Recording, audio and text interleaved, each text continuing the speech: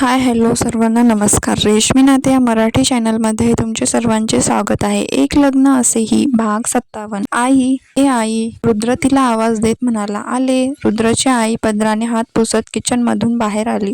हे बघ आपल्याकडे कोण आला आहे, रुद्र म्हणाला. मनीषा भाऊजी या, रुद्रची आई म्हणाली. गिरिजा, आपल्याकडे अजून कोणीतरी आला आहे, प्रताप म्हणाले. कोण? गिरिजाने सईकडे पाहिलं. काहीशी लाजणारी, काहीशी घाबरलेली सई तिच्याकडे थोडी स्माईल करून बघत होती. ही कोण? गिरिजा म्हणाली. आई ही सई माझी स्टुडंट आहे, रुद्र म्हणाला. आणि आपल्या देवांशची बायको, प्रताप म्हणाला. अगं बाई, खरंच की काय? गिरिजा पटकन सईजवळ आली. आपल्या देवांशी बायको म्हणाल्यावर सईला काही समजत नव्हतं. ती गोंधळून रुद्र आणि प्रतापकडे बघत होती. ए ना बाळा, आत ये, इथे बस, गिरिजा तिला म्हणाली. गिरिजाने सईला तिच्या जवळ बसवला आणि कितीतरी वेळ निरखून बघत होती. खूप गोड आहे रे, देवांशची बायको. अगदी आपल्या गिरिजा बोलणारच की. रुद्र लगेच म्हणाला. आई अगं, बोलत बसणार का? तिला काही चहा कॉफी तरी विचार, रुद्र म्हणाला. अरे देवा, मी पण. बाळा तू काय घेणार?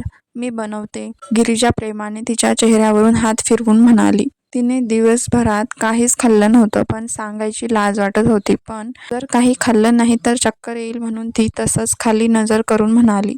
मला खूप भूक लागली आहे, मी सकाळपासून काहीच खाल्लं नाही. सई किती लाचार फील करत होती. हे ऐकून सगळे आश्चर्याने तिच्याकडे बघत होते. देवांशी बायको सकाळपासून उपाशी आहे ही गोष्ट कुणाला पाहण्यासारखी नव्हती. रुद्राच्या मनात पाल चुकचुकली. तुम्ही पण ना? गिरिजा, 9 वाजलेत आणि पाहुण्यांना कॉफी विचारता. हो, आता सरळ जेवायला घ्या, प्रताप वातावरण हलकं करत म्हणाले. आम्हाला पण, मनीषा आणि अक्षय एकत्र म्हणाले. अगं बाई, खरंच किती वेंधळी आहे मी. जेवायची वेळ झाली आणि मी चहा कॉफी विचारते, गिरिजा म्हणाली. तुमचा हाच वेंधळेपणा तर आम्हाला खूप आवडतो, प्रताप म्हणाला. त्यावर गिरिजा लाजली. सगळे हसत होते. सईला यांचं प्रेमळ स्वभाव बघून खूप छान वाटलं.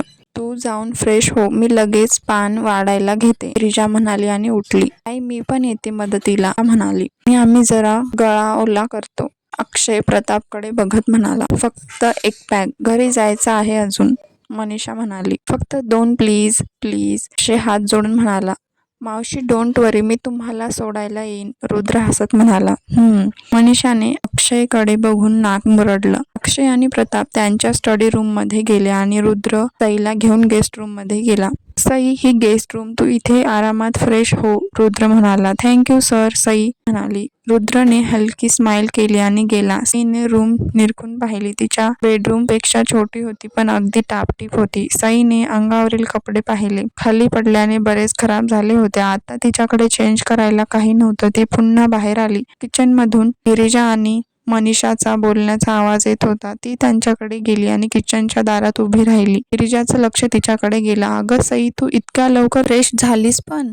गिरिजा म्हणाली. नाही, ते मला चेंज करायला साडी हवी होती, सई घाबरून म्हणाली.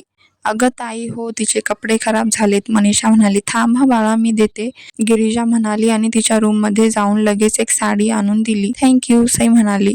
जा चेंज करून ये. तुला भूक लागली आहे ना, गिरिजा म्हणाली. हो, सई लगेच गेस्ट रूम मध्ये निघून गेली. आता सगळे डायनिंग टेबलवर येऊन बसले होते. त्यांच्या जुन्या विषयावर चर्चा सुरू होती. तितक्यात सई तिथे आली. सई, ये बाळा इथे बस, गिरिजा म्हणाली. सई रुद्रच्या शेजारच्या चेअरवर बसली. गिरिजाने सगळ्यांना वाढलं. चला सुरुवात करा, प्रताप म्हणाले. मग सगळे बोलत जेवत होते. सईला प्रचंड भूक लागल्याने ती पटापट खात होती आणि तिला तसं खाताना बघून नक्कीच काहीतरी घडलं आहे अशी रुद्रची पक्की खात्री पटली. पण तरी ती तर काही सांगणार नाही म्हणून त्याने नंतर माहीला फोन करायचं ठरवलं.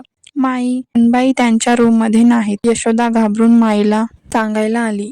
काय, सई घरात नाही? तू नीट बघितलंस का? माई आता घाबरली. हो माई, त्या जेवायला खाली आल्या नाही म्हणून मी त्यांचं ताट घेऊन त्यांच्या रूम मध्ये गेले होते, पण त्या नाहीत, यशोदा म्हणाली. नीट बघितलं का? बाथरूम, बाल्कनी, माई काळजीने म्हणाली. हो माई, मी सगळीकडे नीट बघितलं, सोनबाई कुठेच नाही, यशोदा डोळ्यात पाणी आणून म्हणाली. थांब, मी तिला फोन करते. माईने त्यांचा फोनवरून सईला कॉल केला, पण तिचा फोन डॅमेज होऊन तसाच हॉलमध्ये पडलेला होता. लागत नाही, माई म्हणाली.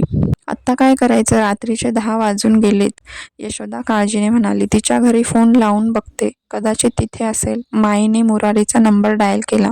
हॅलो, मुरारी आळस देत म्हणाला. तो नुकताच येऊन झोपायची तयारी करत होता. हॅलो, मी माई बोलतेय. सई आली आहे का तुमच्याकडे? माई म्हणाली. माईचा आवाज इतका थरथरत होता की त्याला गीता ऐकायला येत होतं. हो हो, आलीये असं म्हणून त्याने फोन कट केला. काय माणूस आहे, नीट बोलला पण नाही. माई कट झालेला फोनकडे विचित्रपणे बघून म्हणाली. सुनबाई आहे ना तिथे? यशोदा काळजीने म्हणाली. हो आहे म्हणे. माई उससा सोडत म्हणाली. या घरात काय चाललं आहे मला तर काहीच कळेना. देवा पांडुरंगा लवकर हा गुंता सोडव बाबा. माई म्हणाली. सगळं ठीक होईल माई, तुम्ही काळजी करू नका. यशोदा तिला दिलासा देत म्हणाली.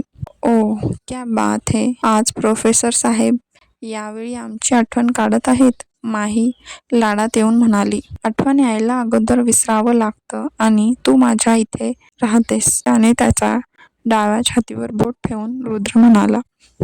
बोला काय झालं? माही म्हणाली. तुला कसं कळालं? रुद्र म्हणाला. प्रोफेसर साहेब तुमच्यावर प्रेम करते अगदी मनापासून, त्यामुळे तुमच्या आवाजात चढ उतार समजू शकते मी. अँड बाय द वे मी एक डॉक्टर आहे, माही म्हणाली.